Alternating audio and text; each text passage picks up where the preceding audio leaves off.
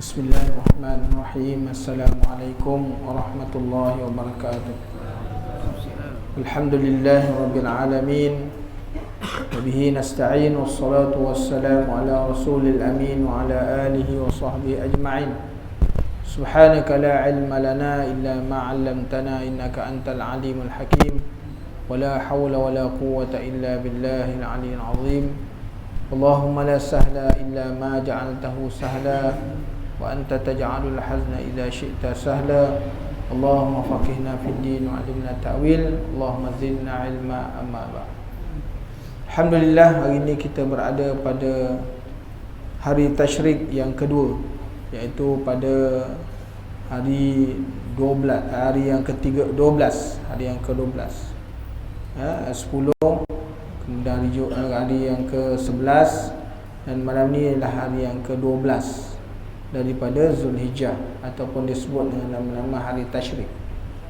Dan di pada hari-hari tasyrik ini, tuan-tuan muslimin dan muslimat yang dirahmati Allah, ada beberapa amalan yang dilakukan dalam bulan hari tasyrik ni, bermula 11, 12 dan 13. Yang pertamanya ialah memperbanyakkan takbir. Jadi kita nampaknya masyarakat masih keliru lagi.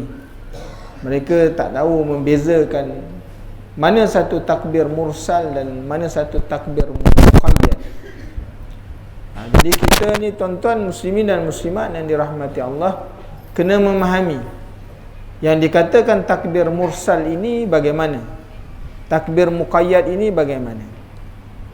Jadi takbir yang mengiringi selepas daripada hari raya ni, atau terbenamnya masuknya hari raya, contohnya hari raya Aidilfitri atau Aidil Adha, iaitu terbenamnya matahari pada, kalau Ramadan 29 atau 30 Ramadan terbenamnya, maka matahari terbenam boleh bertakbir. Itu dinamakan dia takbir mursal. Takbir mursal ini dia boleh di mana-mana keadaan, sama ada dalam perjalanan, di dalam masjid, di dalam musalla, selepas sembahyang, ataupun dalam apa-apa majlis, boleh dilakukan takbir mursal sehingga selesai daripada imam ketika mana naik untuk mendirikan solat, maka habislah takbir mursal. Takbir mursal tu habis. Dia mula daripada terbenamnya matahari sampai imam mendirikan solat. Imam mendirikan solat hari raya je, habislah takbir tu. Dan kalau pada hari raya, selepas tu tak ada lagi takbir dah. Itu dia punya berhentinya sampai situ saja. Dan kalau sekiranya ada Aidil Adha bermula daripada terbenamnya matahari, takbir mursal ni ialah dikira sebagai permulaan terbenamnya matahari itu pada 9 Zulhijjah untuk masuk 10 Zulhijjah, kan? Tu hari raya. Tu takbir mursal sampai kepada imam mendirikan solat Aidil Adha, habis takbir mursal. Maka selepas daripada takbir mursal ini, bila kita pada hari-hari tasyrik, itu dinamakan takbir muqayyad. Takbir muqayyad inilah takbir yang mengiringi solat, sama ada solat fardu ataupun solat sunat pada hari-hari tasyrik. Bermula daripada 10 mana hari nahar, 11, 12 dan 13 sampai pada waktu asar. Jadi orang semayang sunat ke, semayang fardu ke, dia boleh bertakbir. Ini dinamakan takbir muqayyad. Tak ada dalam majlis, tak ada takbir. Kalau buat kenduri jangan ada yang takbir. Dia bukan takbir mursal, bukan takbir muqayyad. Dia tak boleh dibuat, kan? Begitu juga maknanya takbir waktu menyembelih korban, tak ada di situ takbir. Dia bukan takbir mursal dan bukan takbir muqayyad. Tak ada kat situ takbir. Kerana takbir muqayyad selepas hari raya ni, hari Adha, ialah yang mengiringi solat sampailah pada 13 Zulhijjah, ataupun disebut dengan hari habisnya hari tasyrik itu. Jadi tuan-tuan, kita jangan lupalah maknanya bertakbir. Kerana ada di surau-surau dia lepas maghrib tu dia duduk saja-saja dia takbir. Itu nak masuk takbir apa kita pun tak tahu kan. Itu ada orang komplain beritahu kat saya. Saya kata macam mana jadi gitu? Dia kata daripada duduk kosong-kosong baik kita takbir. Tak boleh, takbirnya salah tempat kan. Kemudian ada orang hantar satu WhatsApp dekat saya. Dia kata, "Ustaz, kita nak bagi nasihat lah. Kalau takbir raya ni biar semangat sikit. Kita kena ubah cara lama," dia kata. Biar semangat sikit kan. Kita kena memahami takbir raya ni tuan-tuan. Yang kita ucapkan pada hari raya ni dengan takbir pergi berperang lain. Takbir hari kita melahirkan syukur. Dengan sebab itu dia tak semangat macam takbir pergi perang. Ni pun tak kena juga. Semangat orang takbir raya semangat tau. Ini takbir raya sebab kita melahirkan kesyukuran kepada Allah. Jadi bila kita melahirkan syukur kepada Allah ni, dia mesti khuduk dan tawaduk bila melafazkan takbir. Sebab tu sesuai takbir raya. Orang bila takbir raya tu suara-suaranya rendah-rendah kan. Dia bukan pergi perang. Perang ni takbir perang tu lain. Sebab tu semangat. Kalau lembik macam takbir raya tak takut. Nak. Jadi dengan sebab itu tuan-tuan nak bertakbir ni ikutlah betul suasananya. Kan? Jadi maknanya kalau kita bertakbir kerana kita dapat nikmat, kerana kita Allah Ta'ala kita beri kita adanya Aidil Fitri, Aidil Adha, beri nikmat banyak. Takbir tu ialah dengan perasaan merendah diri. Jadi dengan suara merendah diri. Jadi biar sesuai dengan takbir waktunya, dengan keadaannya. Jadi saya tak balaslah WhatsApp tu. Dia minta tolonglah apa ni kan, beri semangat sikit. Dia kata nak jawab macam mana ni kan. Jadi kalau beri macam ni, tahu macam ni, jadi kita tahulah sebab apa takbir raya tu suaranya begitu. Kan? Dia tidak seperti mana orang pergi berperang. Jadi kerana apa? Kita mendapat nikmat dan rahmat dan melahirkan rasa gembira dan syukur kepada Allah Subhanahu Wa Taala. Itu bezanya tuan-tuan, muslimin dan muslimat yang dirahmati Allah. Lepas ni tak adalah, tak payahlah hantar WhatsApp lagi kat saya gitu lah. Jadi rasanya macam tak berapa kena dia kan. Jadi tuan-tuan muslimin dan muslimat yang dirahmati Allah, kita menyambung lagi bicara kita keutamaan sedikit angan-angan dalam kitab Di Balik Tabir Kematian yang dikarang dan ditulis oleh Al-Imam Al-Ghazali. Kita berada pada muka surat 45. Qala musannifu rahimahullahu ta'ala wa nafa'ana Allah bi'ulumihi fi daraini. Seorang pemimpin berkhutbah di atas mimbar. Ini seorang pemimpin pada zaman daulah. Pemimpin-pemimpin dulu dia berkhutbah kan. Pemimpin sebab dia khalifah, dia amir. Amirul Mukminin ni dia baca khutbah hari Jumaat. Hari raya Amirul Mukminin naik baca khutbah kan. Sebab dia pemimpin. Jadi kalau hari ni kalau ada pemimpin-pemimpin naik baca khutbah, kita jangan pelik. Sebab itu berlaku pada zaman daulah kan. Tapi hari ni tak payahlah kan. Maknanya seorang pemimpin tak ada. Sebab dah dilantiknya imam, biarlah imam jadi baca khutbah kan. Orang yang berautoriti ada. Tapi kalau sekiranya dia nak baca khutbah, maka wajib, sebab dia wajib diberi, sebab dia khalifah ataupun amir, boleh baca khutbah. Tak salah. Dia tak nak baca teks yang kita buat pun tak apa kan, sebab dia amir kan. Maka dia kata apa? Wahai hamba-hamba Allah, takutlah kepada Allah semampu kalian. Mana ittaqullah haitsuma syi'tum. Maka takutlah kamu kepada Allah Subhanahu Wa Taala kan. Di mana-mana kamu berada, apa dalam keadaan sekalipun, maka takutlah kepada Allah Subhanahu Wa Taala. Ini pesan takwa dia. Kemudian jadilah kamu kaum yang jika diperingatkan mau segera insaf. Ini wasiat kan. Dia mula berwasiat.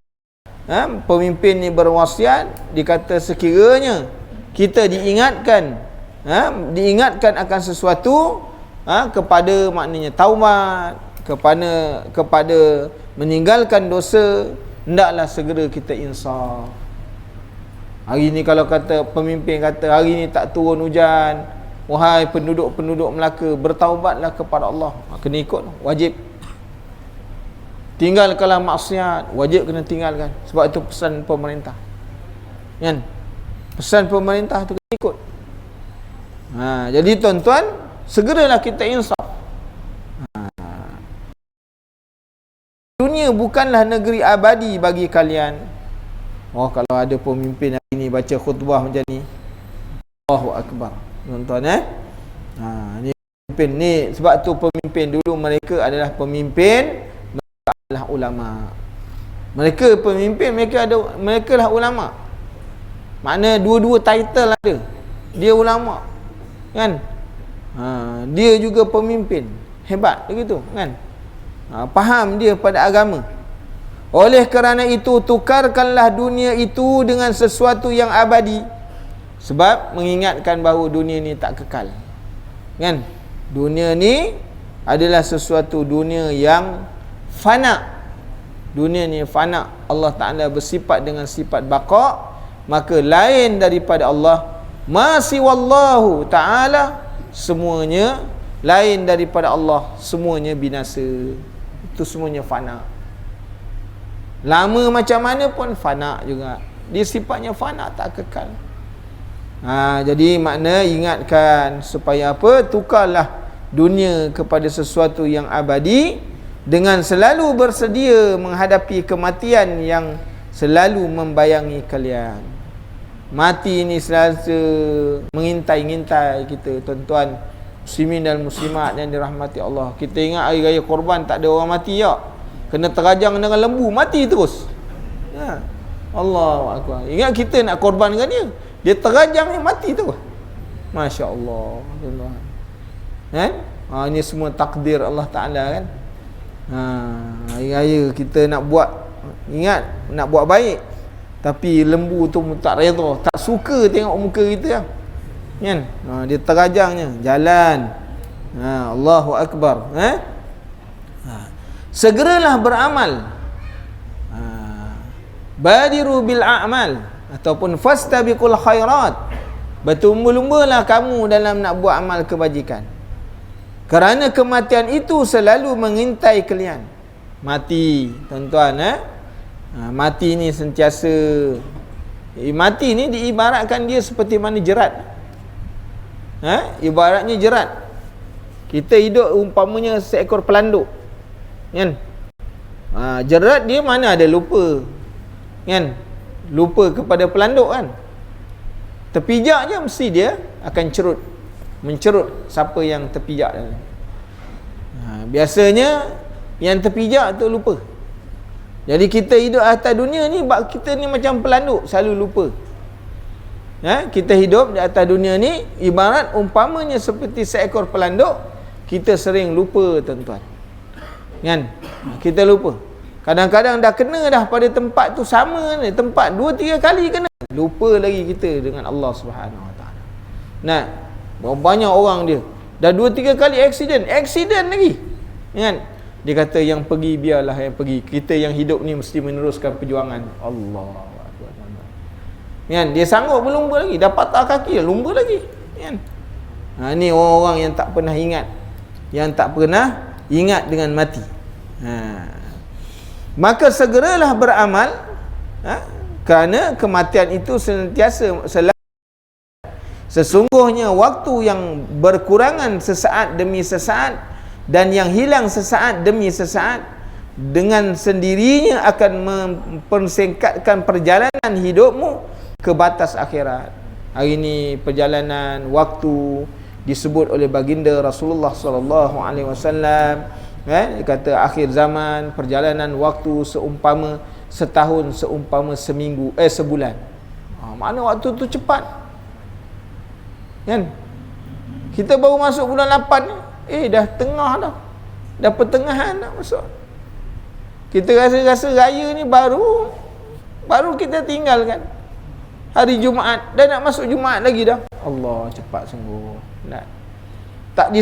Tak dirasakan cepatnya perjalanan itu berlaku. Kalau orang lalai lagi dah, kan? Kita kalau tuan-tuan, cuba tuan-tuan penuhkan satu hari tuan-tuan hidup tu dengan kerja, tuan-tuan akan rasa perjalanan waktu ni begitu pantas. Kalau orang dia lalai tu, dia tak nampak benda tu, dia tak nampak perjalanan tu, kan? Keluar 5 pagi, 5 petang dah sampai dah. Cepat benar dah. Terlalu pantas. Kita kalau bangun 5 pagi tu, maknanya dah lewat dah. Nak bekerja ke kita rasa maknanya waktu ni terlalu pantas. Seolah-olah kita tak ada buat kerja lah. Tak ada kerja yang kita buat. Maknanya tuan-tuan muslimin dan muslimat yang dirahmati Allah, nak menunjukkan bahawa waktu di akhir zaman telah ditarik keberkatannya oleh Allah Subhanahu wa taala. Dan perjalanan sebulan pula dia tengoklah. Sebulan. Baru habis bulan 7, dah habis. Sekarang bulan 8 dah separuh dah. Cepat sungguh. Nak orang yang pergi haji ni dah habis dah. Dah di Mina, dah nak balik dah. Penerbangan pertama tak apa lagi dah balik. Kan? Mereka dah selesai dah. Yang buat nafar awal dah selesai nafar awal. Kan? Dah selesai nafar awal. Mereka dah nak tunggu nak balik je. Untuk tawaf wada, selesai habis cerita. Cepat sungguh tuan-tuan. Kan? Orang yang buat haji makna qiran, haji tamattu lagi cepat. 10 hari dah balik. Kan? Buat nafar awal, hari ni dah hari 12 nafar awal. Mereka nak tunggu hari 13. Ada yang boleh melontar tiga jamrat untuk 2 hari lagi. Kan? Boleh sekali. Jadi bayangkan tuan-tuan, muslimin dan muslimat yang dirahmati Allah, mereka balik. Dah selesai dah haji. Sebab tu perjalanan haji ni sebenarnya seminggu je. Bermula daripada hari 8, 9, 10, 11, 12, 13, 14. Seminggu. Habis tu balik. Yang duduk pergi lama-lama tu, maknanya dia punya tawaf kedainya banyak. Kan? Tawaf. Sekali tawaf naik barang. Sekali tawaf naik barang. Tu yang beranak-beranak beg kan. Yang akhir pula dah habis je haji, dah habis umrah, tawaf keliling. Sekali naik, 2-3 plastik, kan. Waktu lama, kan. Dia rasa macam tak puas. Jadi tuan-tuan muslimin dan muslimat yang dirahmati Allah, perjalanan haji ni sebenarnya dia seminggu je, bukan lama sangat. Jadi tuan-tuan muslimin dan muslimat yang dirahmati Allah, perjalanan 1 bulan umpamanya seminggu. Seminggu dia punya perjalanan dia. Sebulan tu umpama seminggu. Maknanya begitu cepat. Seminggu seumpama sehari, sehari seumpama sedetik perjalanan waktu.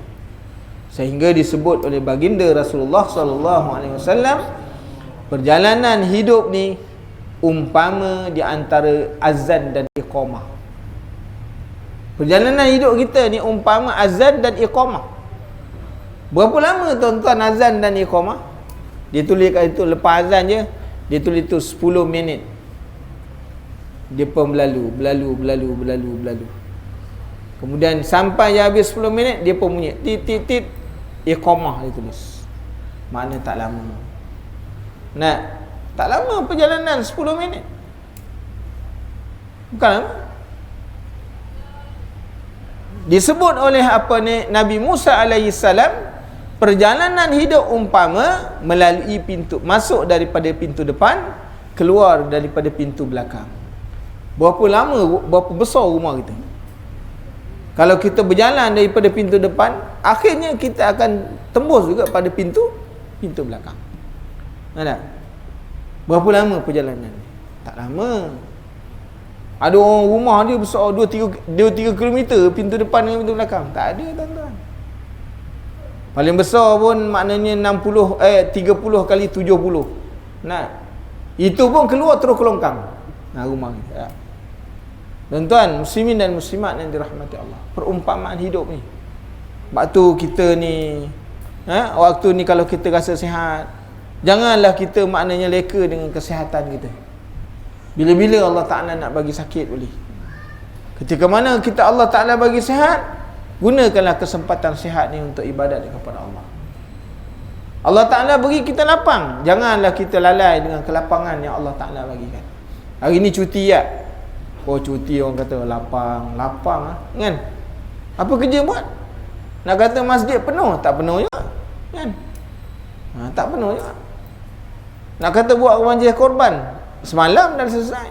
Kalau buat kat masjid semua dah selesai semalam kan? Tak ada orang buat berbanding dengan orang Arab. Orang Arab tiap rumah buat korban.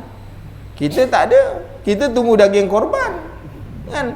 Orang hantar sampai tak tahu nak letak kat mana dah sekali. Buat banyak sangat. Tak. Jadi tuan-tuan muslimin dan muslimat yang dirahmati Allah, tu kehidupan kita jangan lalai.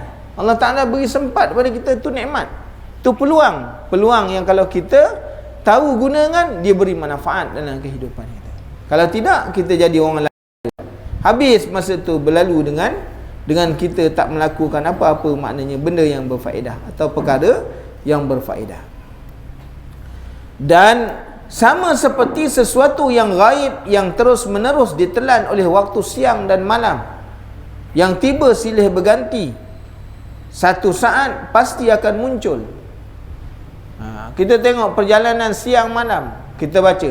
Nanti tuan-tuan balik baca dua surah, surah An-Syams dengan surah Al-Lail. Wasyamsi waduhaha wal qamari idza talaha. Baca nanti wal-laili idza yaghsha wan nahari idza tajalla. Balik buka dua surah ni. Ceritanya macam mana Allah Ta'ala nak sebut. Bersilih ganti. Kan? Allah Ta'ala sebut dalam tu ceritanya. Supaya kita dapat manfaat. Surahnya tak panjang tuan-tuan. Kan? Pendek je. Tapi kita tak hafal. Kan?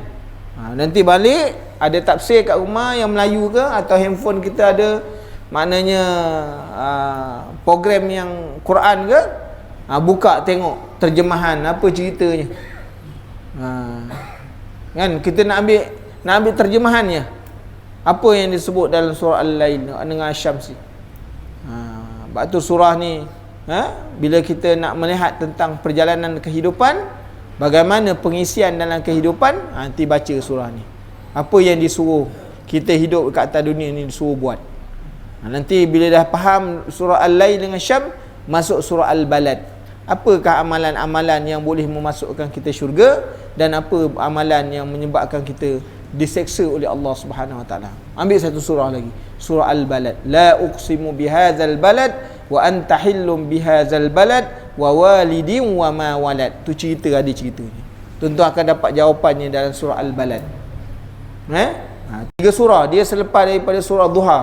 Surah Duha naik ke atas dia ialah surah Al-Lail, naik atas dia surah Asy-Syams, naik ke atas dia surah Al-Balad. Baca 3 surah ni. Tuan-tuan balik baca 3 surah ni. Nanti tuan-tuan akan dapat jawapan apa maknanya kehendak dalam kehidupan ni. Sama ada kehidupan dunia maupun kehidupan akhirat. Apa yang Allah nak suruh pada kita. Allah Ta'ala bagi harta, Allah Ta'ala bagi anak-anak, tujuannya untuk apa tuan-tuan? Kemudian seorang yang dihadapkan kepada pilihan bahagia atau celaka, maka ia harus mempersiapkan dirinya semaksimal mungkin. Kalau kita buat baik, maknanya tak apalah keuntungan yang kita dapat. Qad aflaha man zakkaha, maka beruntunglah orang yang menyucikan dia. Beruntunglah orang yang menyuci. Qad itu tuan-tuan makna menunjukkan lil abad.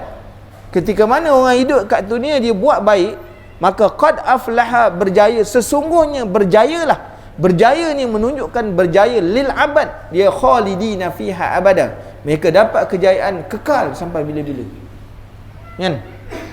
Kalau hidup dekat atas dunia buat baik, makna menyucikan diri, maka mereka akan dapat kebahagiaan. Kebahagiaan tu bukan sementara.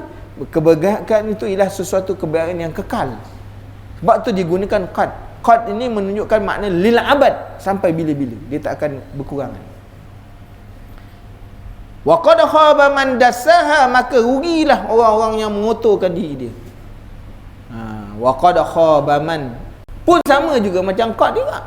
Mana orang yang hidup kat atas dunia buat maksiat, buat dosa banyak, maka dia punya azab itu lil abad juga, sampailah ketentuan Allah Subhanahu Wa Taala.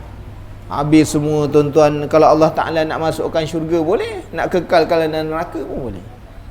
Sebab tu kita kena hati-hati tuan-tuan, muslimin dan muslimat yang dirahmati Allah. Maka ia harus mempersiapkan diri dengan semaksimal mungkin untuk menghadapi mahkamah, menghadapi maknanya sirat, menghadapi yaumil hisab Allah Subhanahu wa taala. Orang yang bertakwa di hadapan Allah Tuhannya ialah orang yang mahu menasihatkan dirinya sendiri. Ini orang yang bertakwa. Orang yang takwa ni ialah orang yang menasihat diri. Dia menasihat dirinya sendiri. Allah, wahai yang empunya diri. Kan? Ni tidur lama ni. Bangunlah untuk tahajud. Kan? Kau tidur lama, besok kau miskin di depan Allah. Allah. Tak rasa takut kita tuan-tuan, miskin di depan Allah Ta'ala. Kan?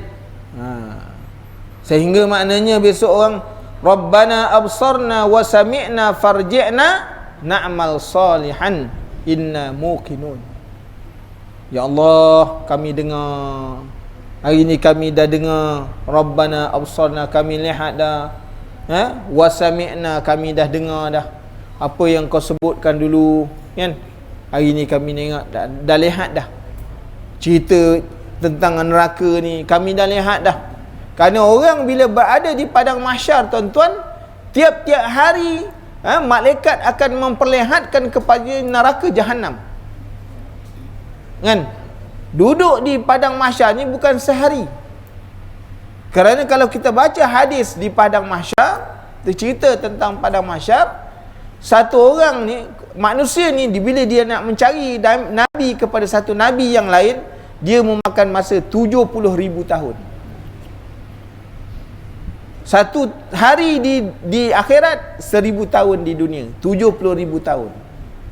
Dah jumpa Nabi Adam kata, oh, tak boleh, aku Allah Ta'ala masih lagi murka kepada aku, kan? Kerana dosa aku ni, kerana makan sesuatu yang terlarang.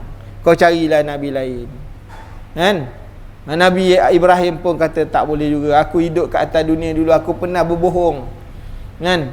Aku pernah bohong, tapi bukan itu berbohong sebenarnya, tapi benda-benda yang dicakap tu benda yang benar. Tapi pada nabi itu sangat satu salah. Dia kata carilah nabi lain, Nabi Musa, Nabi Isa, kan? Setiap nabi makan masa 70,000 tahun. Sedangkan ketika mana mereka berada di padang mahsyar, neraka jahanam itu ditunjukkan tiap-tiap hari kepada mereka. Bagaimana tuan-tuan cerita neraka jahanam ni? Neraka jahanam ini ditarik oleh maknanya ada 70 tali yang diikat pada neraka jahanam. Tuan-tuan nanti balik kalau ada mustika hadis, baca dalam bab hari kiamat. Kan?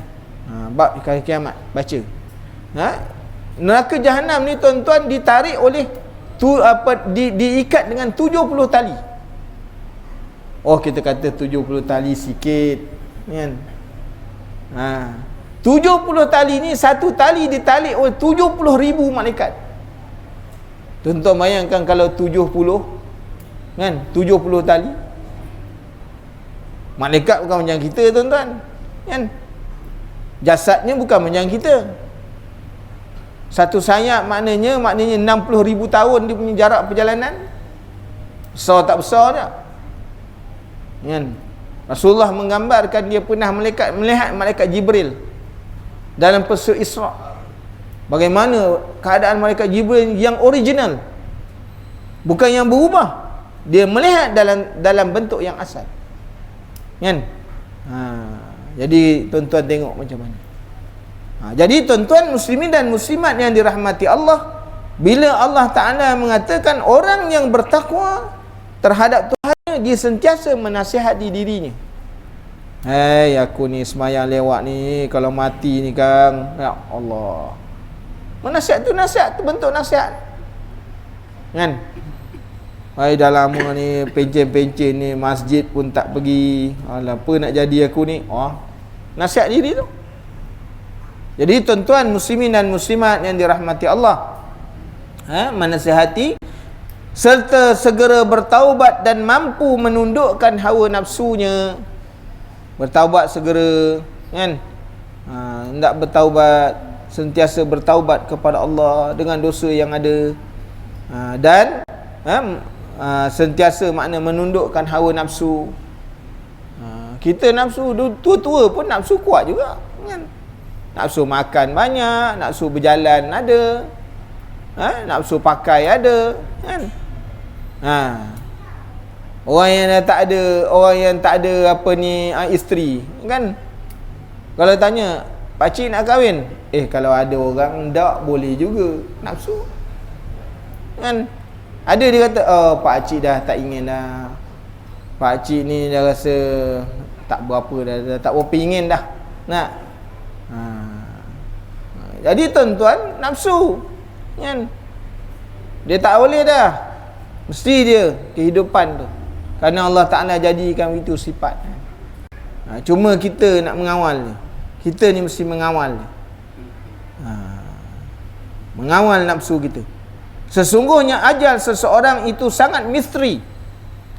Mati ni tuan-tuan, misteri kan. Kita pun tak tahu macam mana. Kita pun tak tahu. Kematian seseorang ni cukup misteri. Kadang-kadang kita tak terfikir dalam kepala kita. Tengah semayang dengan para jemaah, dia jatuh dalam rakaat yang pertama, jatuh dia terus sujud. Terus sujud, jatuh dalam keadaan dia terus sujud sampai orang semayang habis semayang. Ingat dia orang apa-apa kan, rupanya meninggal dunia. Tak apalah tuan-tuan, mati dalam keadaan baik kan. Ada yang mati tengah mengajar, ada yang mati tengah baca Quran. Tuan-tuan tengok, ada orang yang mati tengah buat maksiat kan, dia tengah berzina mati. Allahu Akbar kan. Banyak kes yang dulu keruntuhan hotel yang dekat KL tu kan, yang berapa puluh tingkat yang runtuh. Waktu tu dalam hotel tu, bila dia selongkar tu, ada yang masih dalam keadaan macam tu lagi. Allahu Akbar. Tuan muslimin dan muslimat yang dirahmati Allah, atas masing-masing ni misteri, cukup misteri. Kita tak tahu. Kita sendiri pun yang hari ni duduk dalam masjid, duduk dalam menuntut ilmu, belum tentu tuan-tuan kematian kita macam mana. Sebab kematian ni misteri, kita tak tahu macam mana keadaannya. Sebab itu kita minta dengan Allah kan. Rasulullah sallallahu alaihi wasallam mengajarkan kepada kita mati dalam keadaan apa? Husnul khatimah. Minta mati baik-baik. Walaupun kita ni bukan jenis orang yang baik-baik, tapi kita kena minta. Mudah-mudahan dengan kita minta ni, wa iza sa'alaka ibadi anni fa inni qarib. Allah Ta'ala sebut kan, mereka bertanya kepada kamu wahai Muhammad, beritahu kepada mereka, inni qarib, aku dekat dengan mereka. Falyastajibu li, minta nasaya aku perkenankan. Falyastajibu li wal yu'minu bi la'allahum yarshudun. Kerana ada turunnya ayat ni, kerana ada sahabat dia minta sambil suara melaung-laung kan. Maka mereka bertanya, ya Rasulullah, nak minta ni suara kuat ke kan? Allah Ta'ala tu tak bisu, Allah Ta'ala tak bekak, maka minta dengan suara yang perlahan kan. Minta dengan suara yang perlahan, jangan menjerit-jerit minta, tak bagus. Betul adab kita dengan Allah Subhanahu Wa Ta'ala. Tapi Rasulullah sallallahu alaihi wasallam mengajar kepada kita minta. Mati ni tuan-tuan, kita kena minta biar dalam keadaan kita mati dalam baik. Walaupun kita punya kehidupan yang lalu tu, dia punya kisahnya tu banyak yang kita kata bukan orang bagus-bagus lah kan. Bukan orang bagus-bagus. Tapi kalau Allah Ta'ala nak merezeki kan tuan-tuan, orang nak direzekikan oleh Allah Ta'ala ya. Orang yang pergi Mekah tu semua berhajat. Ni yang pergi Mekah tu semua berhajat, ya Allah matikan kami di Mekah ataupun di Madinah kan, supaya kami boleh dekat dengan Rasulullah. sallallahu alaihi wasallam. Tapi ada yang belum sampai dah mati dah. Ada yang balik. Bayang tuan-tuan tolak konvoi tolak pergi ke Arafah, bawa orang-orang cacat, orang sakit tu. Bukan satu kereta, berpuluh, beratus. Mau orang yang tak boleh jalan punya. Orang yang semuanya uzur. Ingat mati. Tak, balik Malaysia pun mati. Balik Malaysia mati. Tuan-tuan. Ini dia tuan-tuan muslimin dan muslimat yang dirahmati Allah. Waktu kita kena lihat bahawa mati ini sangat misteri. Ada tidur, besok terus tak bangun-bangun dah. Besok tidur, tak bangun-bangun lagi dah. Isteri pun tengok geram, Allah, abang dah jadi mayat bang. Masya Allah. Takkah dia tidur sebelah mayat malam ni? Kan? Dia tidur sebelah mayat tu. Tapi bila suami masuk dalam kubur, dia sedak, dia dah hidup lagi, dia masih hidup lagi. Dia lupa yang malam tadi dia pernah tidur dengan mayat. Dia lupa dah semua tuan-tuan. Kan? Masuk dalam tempoh seminggu, maka TV pun buka balik, tengok cerita Korea kan. Semua dah lupa balik. Yang hari tu punya tidur dengan mayat pun dia lupa balik. Tuan-tuan, muslimin dan muslimat yang dirahmati Allah. Ni kita kena lihat hidup ni kan. Kemudian dia kata apa? Sedang ia tertipu dengan angan-angannya sendiri. Angan-angan kita ni macam-macam lah. Syaitan juga sentiasa membujuknya untuk menunda-nundakan taubat. Ini memang dah kerja syaitan. Syaitan ni tak, kalau dia tak suruh orang buat jahat, itu bukan syaitan namanya. Kan? Tak ada syaitan yang alim lah. Semua syaitan ni kalau alim pun jadi jahat juga. Kan? Dia suruh orang pergi semayang, itu syaitan alim tu. Pergilah belajar. Kau ni tak nak belajar ni, nak jadi apa kau? Dia pun bagi nasihat. Nasihat dia terbaik. Pergilah masjid, rapat-rapat dengan Pak Imam, Pak Abbas tu. Kan? Imam Pak Abbas tu nak pencen, nanti kau jadi nanti imam. Dia kata gitu. Nak. Dia kata, rapatlah dengan Bilal. Bilal rapat kan. Pergi masjid. Nanti bila kau dah dekat dengan masjid, mintalah apa-apa jawatan. Dia meracun juga. Tuan-tuan, muslimin dan muslimat yang dirahmati Allah, ini memang kerja dia. Kau pergi masjid, tak apa, pergi. Kan? Nanti kalau orang tanya kau pergi mana? Pergi masjid lah bro. Kau ni apa nak jadi apa kau? Mula dia riak. Riak menghancurkan semua amalan. Riak menghancurkan semua ibadat kepada Allah Ta'ala. Kemudian syaitan juga sentiasa membujuknya untuk menunda-nundakan taubat dan menggodanya untuk memandang kebaikan kemaksiatan agar ia melanggarkan. Memandang baik kemaksiatan. Mana itu kerja dia. Sampai akhirnya datanglah kematian di saat ia sedang lalai. Maka kalian melihat menghadapi dua pilihan, syurga ataupun neraka. Ini kehidupan. Dan kematian itu pasti akan terjadi. Mana iza jaa ajalum kullu nafsin za'iqatul maut. Memang mati itu, yang bernyawa mesti akan mati. Maka malang sungguh nasib orang yang lalai kerana telah mensia-siakan usia hidupnya. Hari ini tuan-tuan, kalau kita cek balik kita punya usia tak? Mula daripada zaman kita balik kan, macam mana kita punya umurnya. Dulu kalau kita muda-muda, sepatutnya banyak ibadat kita boleh buat sebab kita muda. Hari ini kita dah tua. Walaupun kita tua, Allah Ta'ala bagi sempat juga boleh semayang. Tapi berapa ramai orang tak semayang? Kan? Kita Allah Ta'ala bagi sempat. Pergi shopping boleh, berjalan boleh, makan angin boleh. Kan? Allah Ta'ala bagi sempat untuk hidup. Tapi berapa ramai orang yang menggunakan daripada sisa-sisa umur dia untuk maknanya banyak buat amal ibadat kepada Allah. Kan? Orang yang duduk atas kerusi, dia kata, Allah, saya tak boleh datang masjid. Apa ni sebab duduk atas kerusi. Ingat dia duduk rumah boleh semayang, ibadat macam mana? Tak boleh. Sekurang-kurangnya kalau dia datang masjid, boleh juga. Dia mendengar, dia mengetahui apa silap ibadat yang dilakukan. Kan? Sepanjang dia beribadat kepada Allah. Tuan-tuan bayangkan kehidupan kita. Berapa banyak maknanya sisa hidup yang terbaki daripada yang Allah Ta'ala bagi, terlalai ataupun makna habis dengan begitu saja. Yang dah sakit memang tak boleh nak buat ibadat. Kita sakit, tak ada orang boleh buat ibadat sakit. Kalau boleh ibadat pun tak sempurna. Dia tak boleh buat ibadat yang sempurna sebab dia sakit. Kan? Jadi kita bayangkanlah. Dan kematian itu pasti terjadi, maka malangnya nasib, sungguh nasib orang yang lalai kerana telah mensia-siakan usia hidupnya, dan itu akan menjadi dasar yang memberatkannya di akhirat. Sesungguhnya Allah menjadikan kita dalam golongan orang-orang yang tidak dilengahkan oleh nikmat dan tidak dipalingkan daripada taat kepada Allah, kepadanya, sehingga kita hanya menyesal sesudah kematian. Itu dah cerita. Dan bila kita baca ayat Quran tadi, Rabbana absarna wa sami'na, ni cerita apa tuan-tuan? Cerita orang kesal.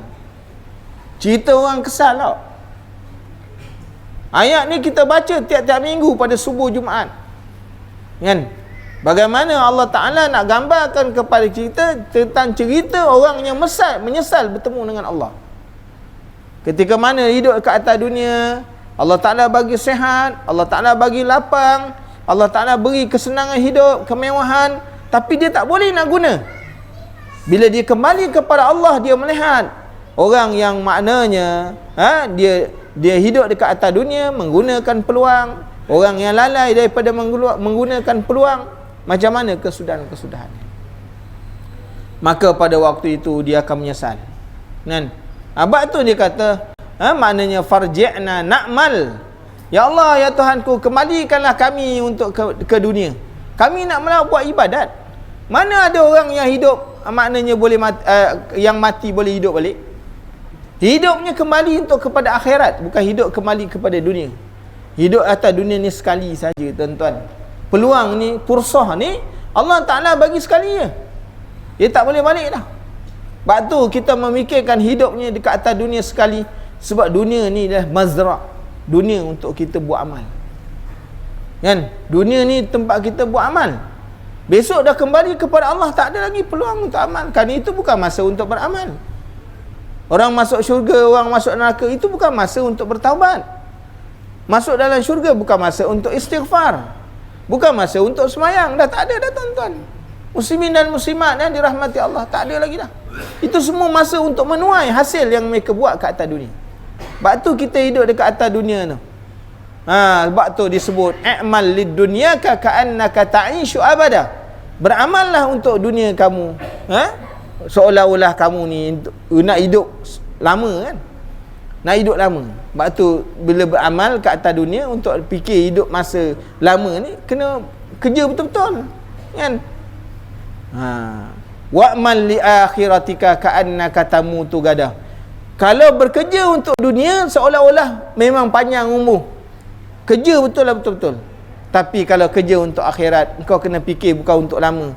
Walaupun umur kau 60 tahun, 70 tahun, engkau mesti makna memikirkan lepas ibadat ni terus mati. Itu disuruh.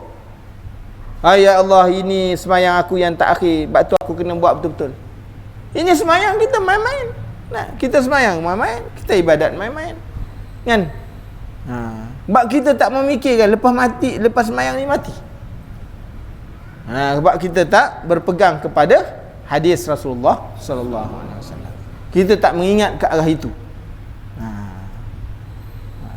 Dan sentiasa sesungguhnya Allah mendengar doa, dan di tangannya lah segala kebaikan untuk selamanya.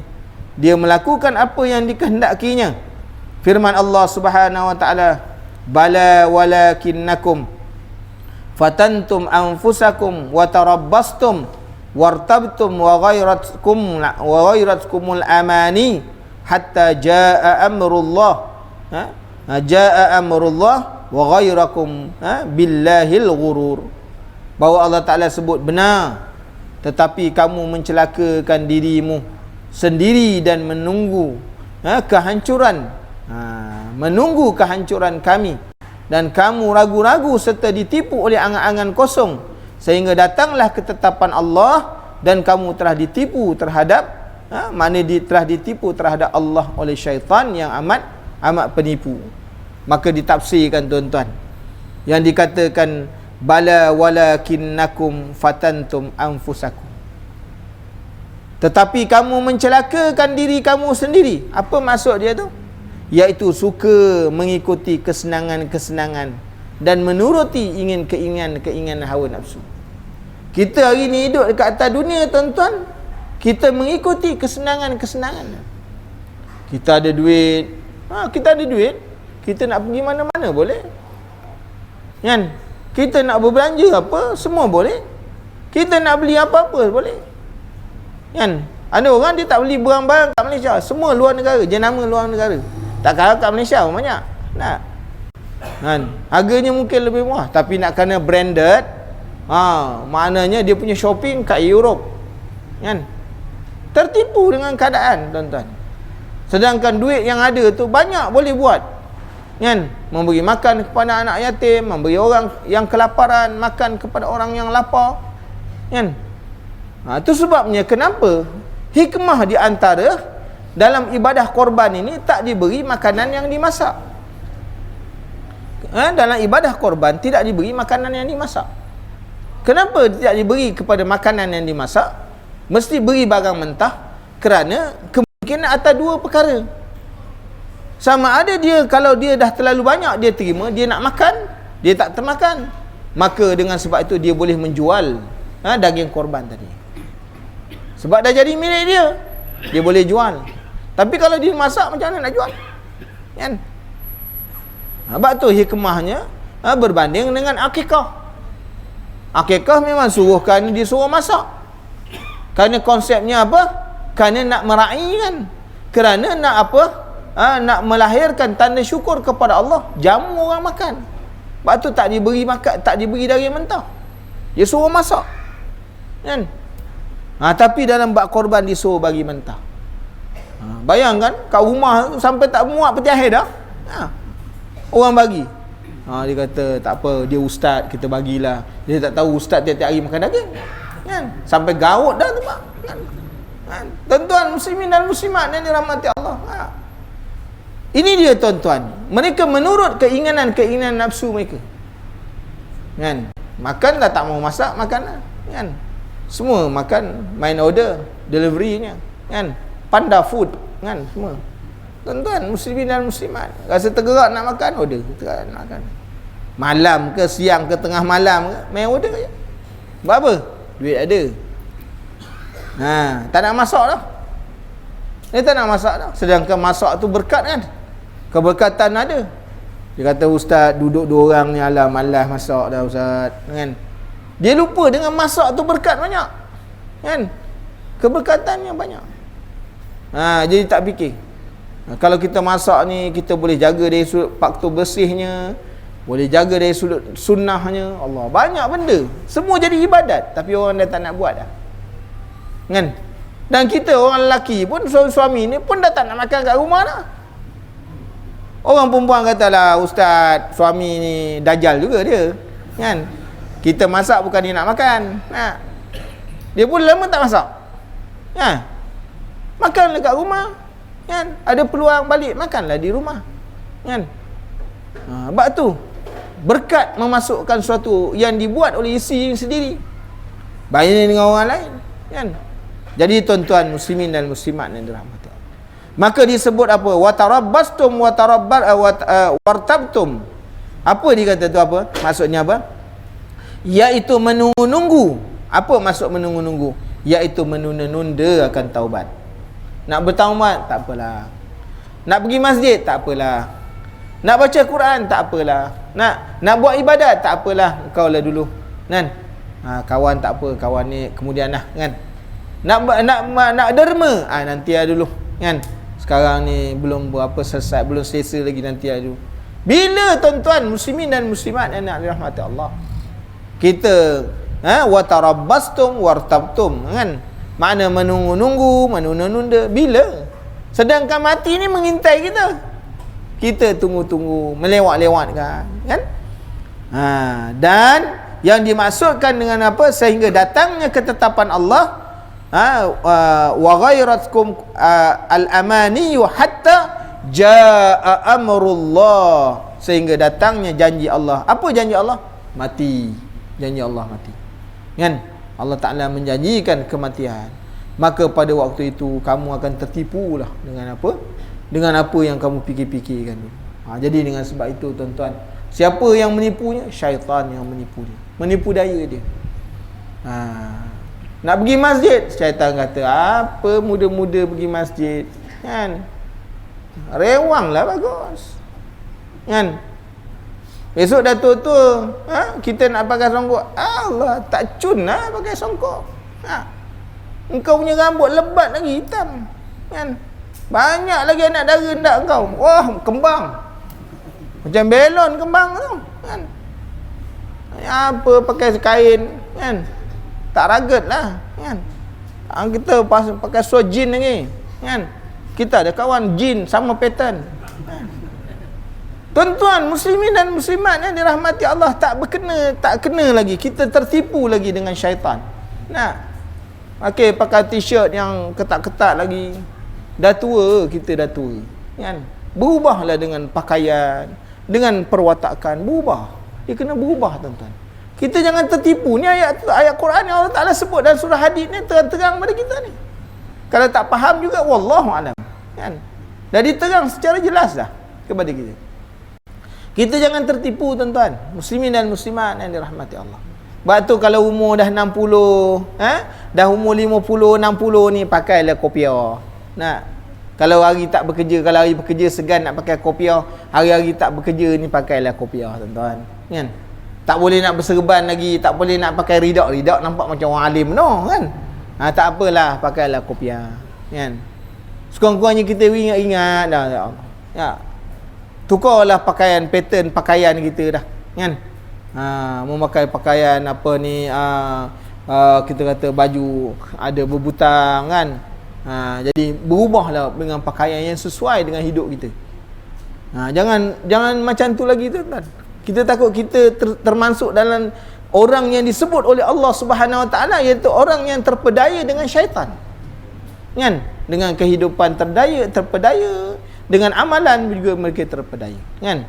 Dah umur 50, 60 ni rajin-rajin lah, tinjau-tinjau lah dalam masjid tu ada apa tak.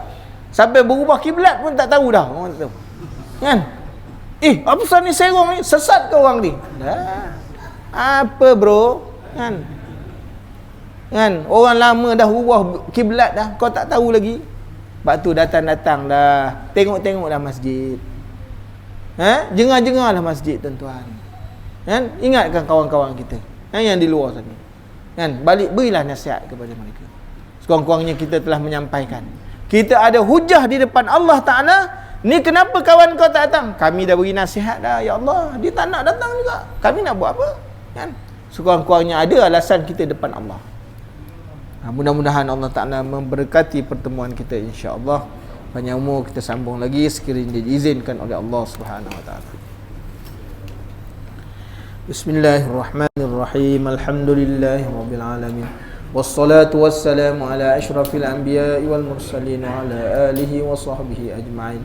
Allahumma arhamna, Allahumma a'inna ala zikrika wa syukrika wa husni ibadatik.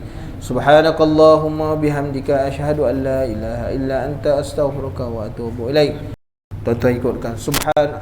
Jazallah anna sayyidana Muhammadan sallallahu alaihi wasallam ma huwa ahlu.